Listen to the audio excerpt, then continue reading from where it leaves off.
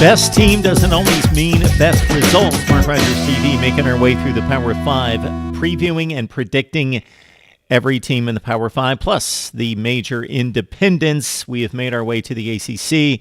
We've knocked out Syracuse and Wake Forest. Please check out those videos. Of course, like, comment, and subscribe. That helps us out a whole lot here on YouTube.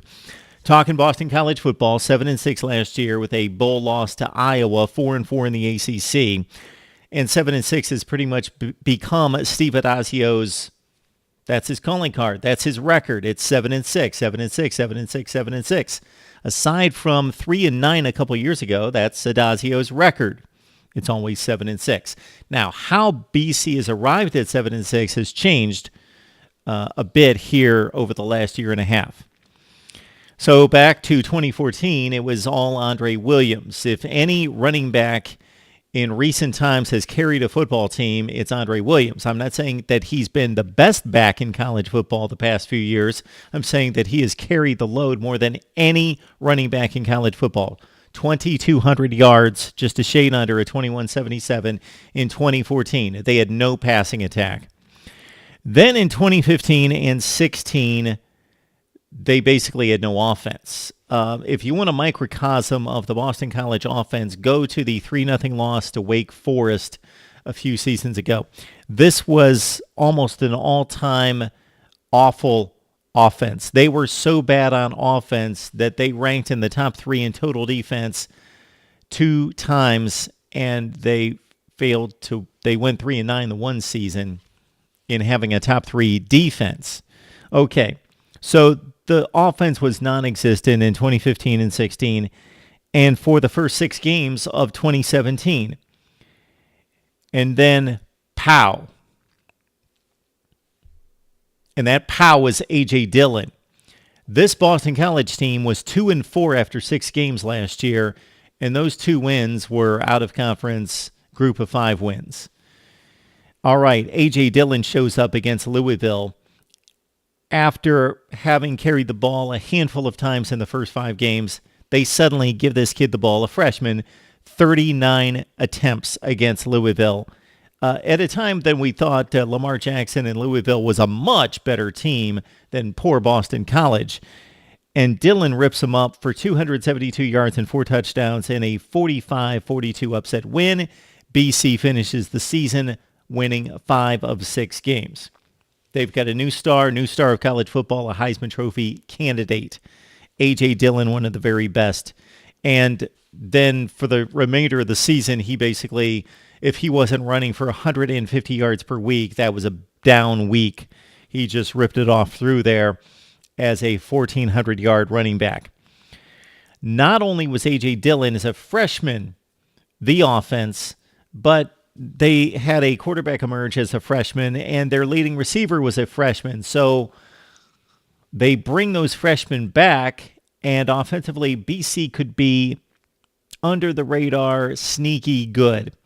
So the quarterback we talk about is Anthony Brown. He completed 52% of his passes with 11 touchdowns and 9 interceptions. So there's plenty of room to grow for Anthony Brown. Unfortunately, he was hurt during spring practice, and he's just getting back into the flow right now, Anthony Brown at Boston College. Their leading receiver, the freshman, Kobe White, 34 catches, 2 touchdowns.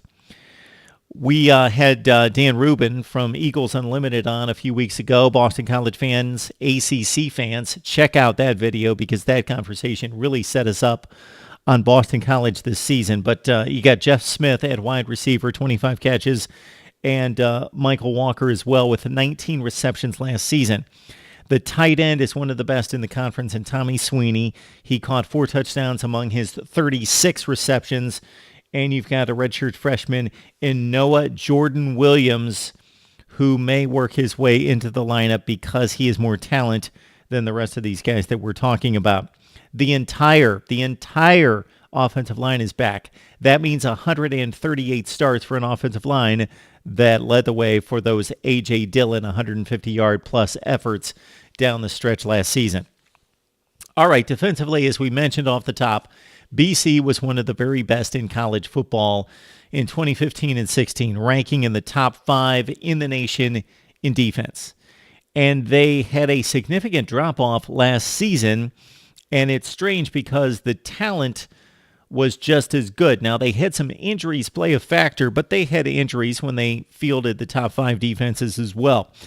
Linebacker Connor Strachan, 80 stops 2 years ago with 11 tackles for loss. He missed all of 2017. He got hurt right at the beginning of the opener. He's going to be back, hopefully, for the entirety of 2018. So Connor Strachan, one of the best defensive ends in the ACC, back at it for BC. Defensive end Zach Allen had 15 tackles for loss and 6 sacks. He actually, to a large degree, outperformed Harold Landry, who, of course, was drawing the double teams, and Harold Landry has now moved on to the NFL as one of the best DNs we've seen in the past several seasons in college football.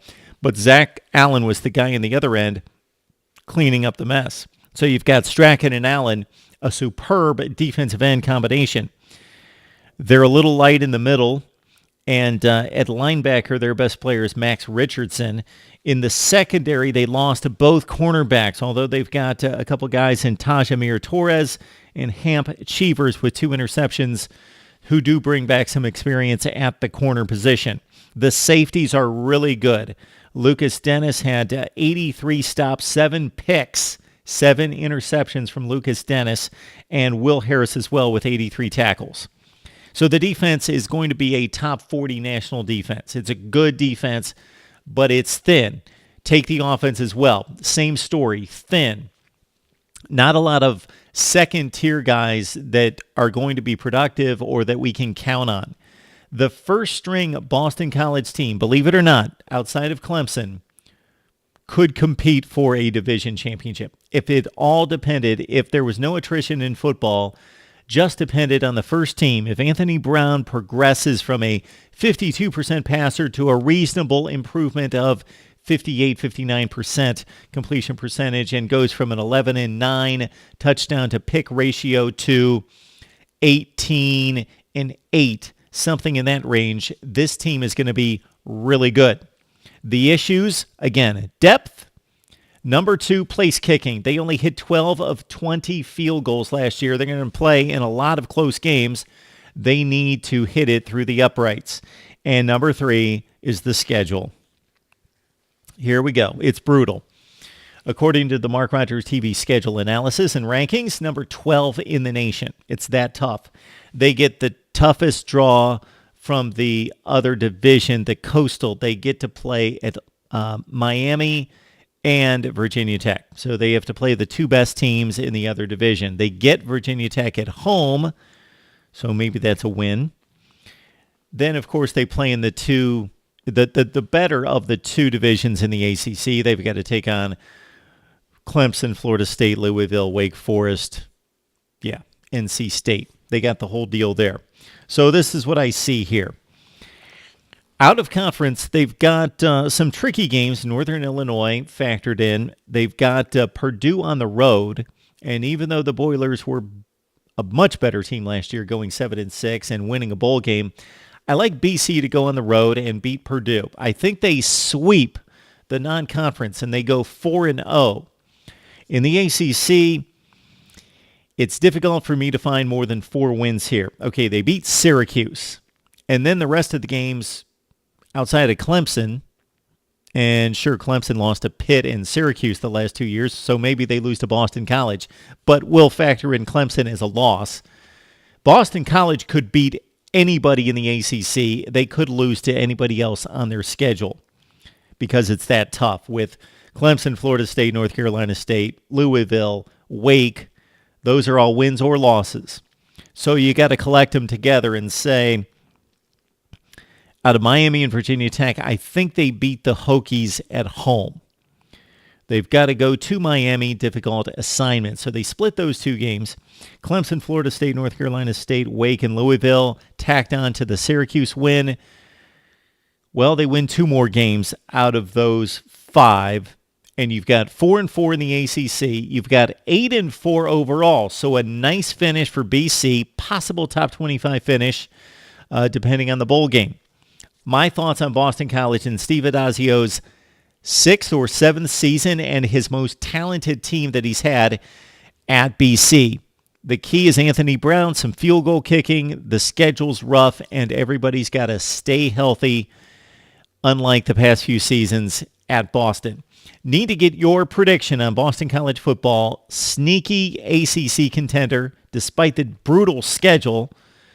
And leave those in the comments section. Your prediction on Boston College football. Remember to join our mailing list by just sending your email to MarkRogersTV at Gmail.